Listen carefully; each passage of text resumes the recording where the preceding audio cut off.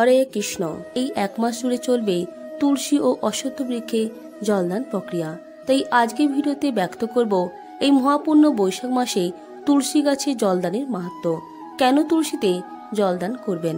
সৌর বৈশাখ মাসে যেহেতু সূর্যের তাপ বৃদ্ধি পায়, তাই বিষ্ণু ভক্তগণকে জলদান করা হলে শ্রীহরি অতিশয় প্রিয় হন। শ্রীহরি কৃপাপূর্বক তার থেকে অভিন্ন শ্রী তুলসী বৃক্ষে জলদানেরও অপ্রাকৃত এক সুযোগ প্রদান করেন। কিন্তু কেন তুলসীতে জলদান কর্তব্য? তুলসী শ্রীকৃষ্ণ প্রেয়সী, তার কৃপার ফলে আমরা শ্রীকৃষ্ণের সেবার সুযোগ লাভ করতে পারি। তুলসী দেবীর সম্বন্ধে বলা হয়েছে, তুলসী দর্শনে পাপসমূহ নাশ হয়, জলদান করলে জমভয় দূর হয়, রোপণ করলে তার কৃপায় কৃষ্ণভক্তি বৃদ্ধি পায় এবং শ্রীহরির চরণে অর্পণ করা হলে কৃষ্ণ প্রেম লাভ হয়। পদ্মপুরাণের সৃষ্টিখণ্ডে বৈষ্ণব শ্রেষ্ঠ শ্রী মহাদেব পুত্র কার্তিককে বলেন, সমস্ত পত্র ও পুষ্পের মধ্যে তুলসী হচ্ছেন শ্রেষ্ঠা। তুলসী সর্বকামপ্রদা, মঙ্গলময়ী, শুদ্ধা মুখা, বৈষ্ণবী, বিষ্ণুর প্রেয়সী এবং সর্বলোকে পরম শুভা। ভগবান শিব বলেন, হে কার্তিক, যে ব্যক্তি ভক্তি সহকারে প্রতিদিন তুলসী মঞ্জরি দিয়ে শ্রীহরির আরাধনা করে, এমনকি আমিও তার পুণ্য বর্ণনা করতে অক্ষম। যেখানে শ্রী তুলসীর বন আছে, শ্রী গোবিন্দ সেখানেই বাস করেন। আর গোবিন্দের সেবার উদ্দেশ্যে লক্ষ্মী, ব্রহ্মা প্রভৃতি সমস্ত দেবতা সেখানে বাস করেন। মূলত শ্রীকৃষ্ণের জগতে আবদ্ধ জীবগণকে তার সেবা করবার সুযোগ প্রদান করার জন্য শ্রী তুলসী রূপে আবির্ভূত হয়েছেন এবং তুলসী বৃক্ষকে সর্বাপেক্ষা প্রিয় রূপে গ্রহণ করেছেন। পাতালখণ্ডে ওই বিপ্রের নিকটে শ্রীজম তুলসীর মহিমা কীর্তন করেন। বৈশাখে তুলসী পত্র দ্বারা শ্রীহরির সেবা প্রসঙ্গে তিনি বলেন, যে ব্যক্তি সম্পূর্ণ বৈশাখ মাস অনন্য ভক্তি সহকারে তুলসী দ্বারা ত্রিসন্ধ্যা শ্রীকৃষ্ণের অর্চনা করেন, তার আর পুনর্জন্ম হয় না। তুলসী দেবীর অনন্ত মহিমা অনন্ত শাস্ত্রে বিস্তৃত, কিন্তু এই মহিমা হচ্ছে অশেষ। ব্রহ্মবৈবর্ত পুরাণে প্রকৃতিখণ্ডে বর্ণিত হয়েছে, যিনি সকলের শিরোধার্যা, উপাস্যা, জীবন মুক্তা, মুক্তিদায়িনী এবং শ্রী হরিভক্তি প্রদায়িনী, সেই সমগ্র বিশ্বকে পবিত্রকারিণী, বিশ্ব পাবনী তুলসী দেবীকে সতত প্রণাম করি। সমগ্র বৈদিক শাস্ত্রের সংকলক তথা সম্পাদক শ্রী ব্যাসদেব তুলসীর মহিমা বর্ণনা করতে গিয়ে পদ্মপুরাণের সৃষ্টিখণ্ডে বলেছেন, পূজনে কীর্তনে ধ্যানে রোপণে ধারণে কলৌ তুলসী দহতে পাপম স্বর্গম মোক্ষম দদাতি উপদেশ্যম দিশে দশা স্বয়ং মা চরতি পুনঃ। শ্রী তুলসী দেবীর পূজা, কীর্তন, ধ্যান, রোপণ ও ধারণে সমস্ত পাপ নাশ হয় এবং পরম গতি লাভ হয়। যে ব্যক্তি অন্যকে তুলসী দ্বারা শ্রীহরির অর্চনার উপদেশ দেন এবং নিজেও অর্চনা করেন, তিনি শ্রী মাধবের আলোয় গমন করেন। শুধু শ্রীমতী তুলসী দেবীর নাম উচ্চারণ করলে শ্রীহরি প্রসন্ন হন, ফলে পাপসমূহ নাশ হয় এবং অক্ষয় পুণ্যার্জিত হয়। পদ্মপুরাণের ব্রহ্মখণ্ডে বলা হয়েছে, গঙ্গাদি সমস্ত পবিত্র নদী এবং ব্রহ্মা, বিষ্ণু, মহেশ্বর, পুষ্করাদি সমস্ত তীর্থ সর্বদাই তুলসী দলে বিরাজ করেন। ব্রহ্মবৈবর্ত পুরাণে নির্দেশিত হয়েছে যে সমগ্র পৃথিবীতে 3.5 কোটি তীর্থ আছে। তুলসী উদ্ভিদের মূলে সমস্ত তীর্থই অবস্থান করে।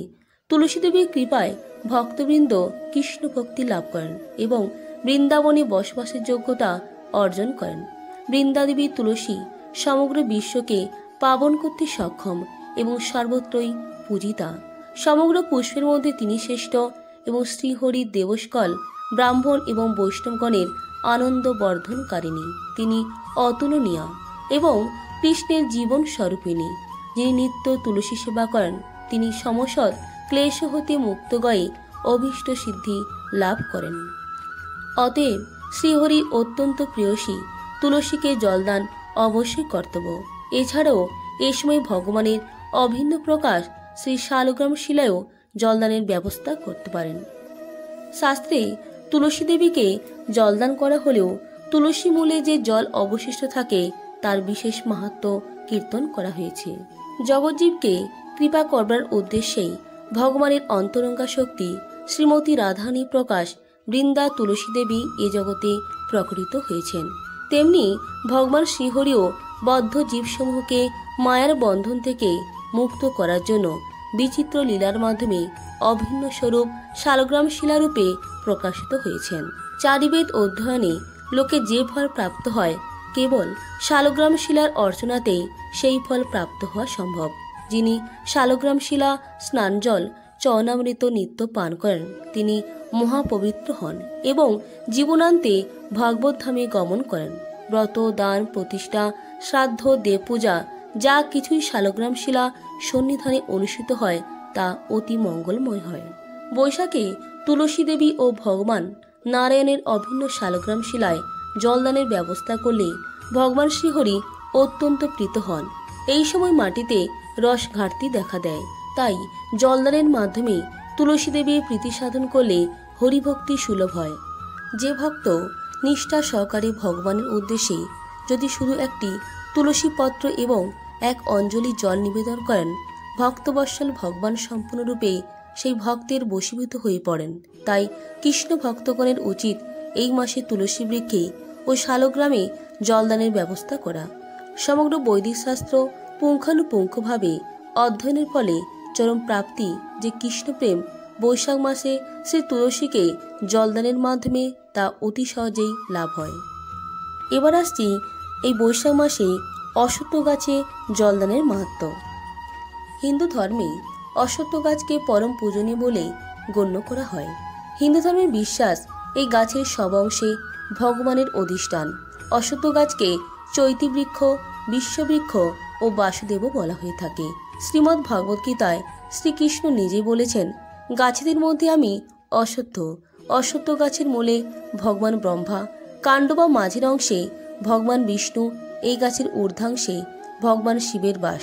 আবার স্কন্দ পুরাণ অনুসারে অশ্বত্থ গাছের গোড়ায় ভগবান বিষ্ণু, কাণ্ড বা মাঝের অংশে কেশব শাখা নারায়ণ, পাতায় ভগবান শ্রীহরি এবং সমস্ত ফলের মধ্যে সমস্ত দেবতাদের অধিষ্ঠান। বৈশাখ মাস, চৈত্র থেকে যে দাবদাহের জন্ম, বৈশাখে সে যেন যৌবন পেয়ে যায় এবং যৌবনের উন্মাদনায় দাপিয়ে বেড়ায়। তার দাপটে জীবকুল যখন ত্রাহি ত্রাহি রবে মুমূর্ষু হয়ে পড়ে, তখন ধর্মপ্রাণ মানুষ তাদের সহায় হন, তাদের সেবায় আত্মনিয়োগ করেন।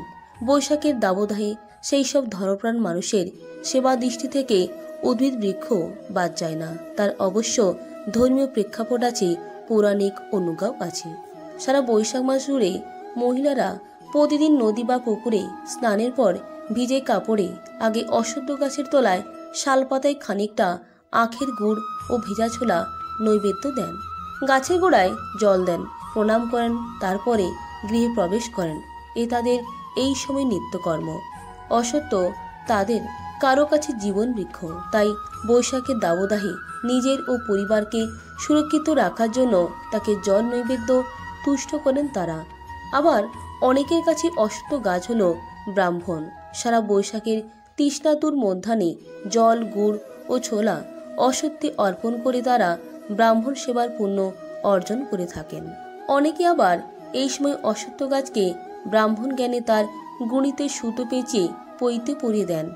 মাটির ভাঁড়ের তলায় ফুটো করে সেই ভাঁড়ে জল ভর্তি করে গাছের ডালে টাঙিয়ে দেন, যাতে সারা দিনমান জল দিয়ে তার চরণ ধুয়ে দেওয়া যায়।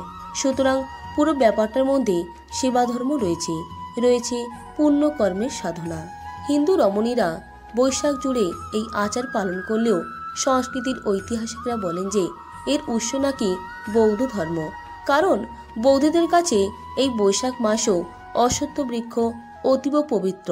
কেননা এই গাছের নিচে বসে তপস্যা করে বুদ্ধদেব বৈশাখ মাসেই বোধিবা সিদ্ধি লাভ করেছিলেন। বুদ্ধের সিদ্ধির স্মরণে বৌদ্ধ সম্প্রদায়ের মানুষ পুরো মাস জুড়ে অশ্বত্থ ও বুদ্ধের উপাসনা করে থাকেন। তাদের এই চর্যাক্রমে হিন্দু সংস্কারের মধ্যে ঢুকে গিয়েছে। কারণ অশ্বত্থ হিন্দু শাস্ত্রে কথিত পঞ্চবটের অন্যতম। বৈশাখ মাসে সূর্য মেষ রাশিতে উপস্থিত হন। হিন্দু শাস্ত্র উত্তরায়ণ মধ্যে এই মাস সর্বশ্রেষ্ঠ পূর্ণ মাস বলিয়া কথিত হয়। ঋষিগণ বলেন, বৈশাখ মাসে জলদান, অন্নদান, ছায়াদান, ছত্রদান, পাদুকাদান, বট বৃক্ষাদি রোপণ, অতিথি সৎকার ও জলাশয়াদি খনন পুণ্যজনক। অর্থাৎ বৈশাখে নিয়মিত বটে জল না দেওয়ার নিদান না থাক। হিন্দু শাস্ত্রে বট রোপণের বিধান রয়েছে। উল্লেখ্য যে স্কন্দপুরাণের বিষ্ণুখণ্ডের বৈশাখ মাস মাহাত্ম্য অংশে দেবশ্রী নারদের মুখ দিয়ে এই কথাগুলোই বলানো হয়েছে। বন্ধুরা, এই ছিল আজকের ভিডিওর মূল আলোচ্য বিষয়বস্তু।